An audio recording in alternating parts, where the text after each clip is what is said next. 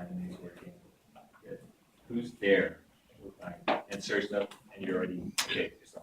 Good. Do you have? Is there a place where you can actually start typing questions? Yep. Go ahead and do that really quick. I'm going to show you what will show up on Jason's side. So his is coming up. So as you can see, right now there are 2 students in this class, which will be myself and I guess you, really.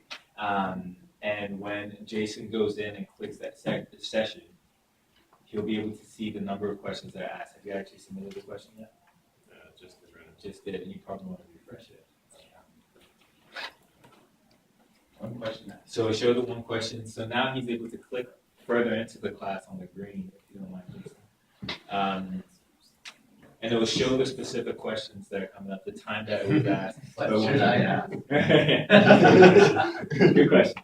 So then with that, the cool thing is that it's picking specific keywords that are like asked is your subject or your topic, right? So he can see the count on how many people asked with that specific keyword in there, and he's able to search for any type of keyword that he wants to really search for. So right now you can click it. You can even look for like what. There's only one question in there. You probably don't want to look at it. But it will show the questions that were asked pertaining to that specific topic. So what we're actually going to do today, Jason's going to go through his lesson. If you have any questions, you could go ahead and do that as well. I would also suggest that you just ask them as well, but just do both so that we can get that feedback. And then also you'll be going into another portion, which is a group. Yeah, after the lecture, because it's only one section, 10.1, then you guys will have a group solve, and we'll just keep you in your groups.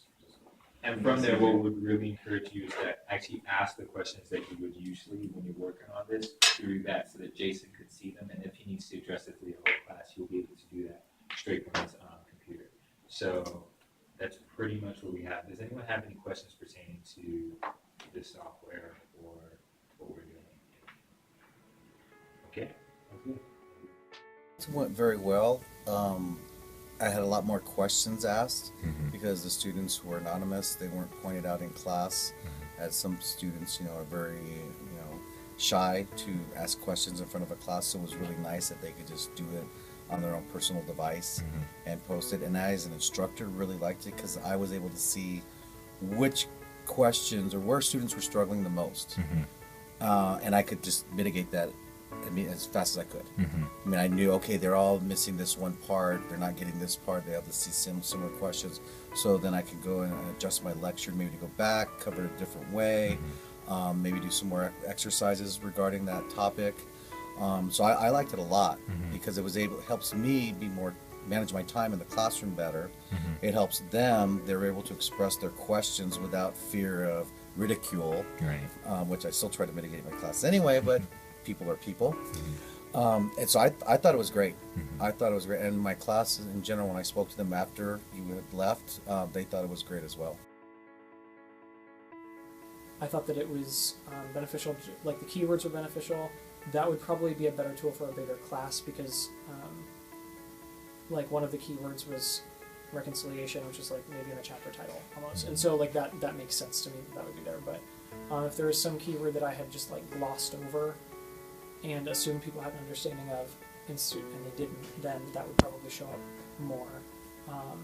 Maybe in a bigger class, but maybe it would show up in this one too. Maybe that just didn't happen on Tuesday. But it allows me to just kind of keep track of students' understanding and what I am conveying well and not so well.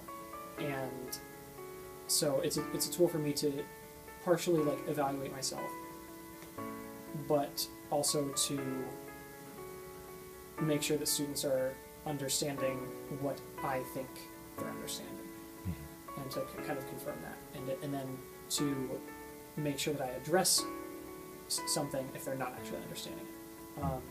So I like that from the instructor perspective, and then for students, I think that it's kind of inherently and obviously built in that students who are less comfortable speaking in front of a whole class, or students who might feel stupid asking about a certain concept, will feel more comfortable posting it there where it's anonymous even, and then they'll still have the chance to get their questions answered, so they won't be hindered by their they won't be hindered from learning or getting a better grade because of their shyness, I guess, because that's dumb. And then it also just kind of like helps. I think that it is a way that students can just kind of like, they might not know that they're doing it individually, but collectively, it's a way for students to kind of evaluate the instructor, but not in a scary way at all for either party. In a way that like evaluates not necessarily the instructor's teaching, but evaluates the instructor's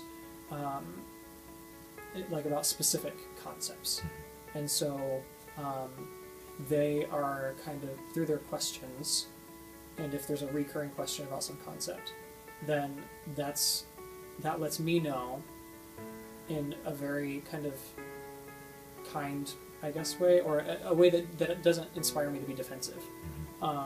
That I didn't teach that, or I didn't convey that as well as I had hoped.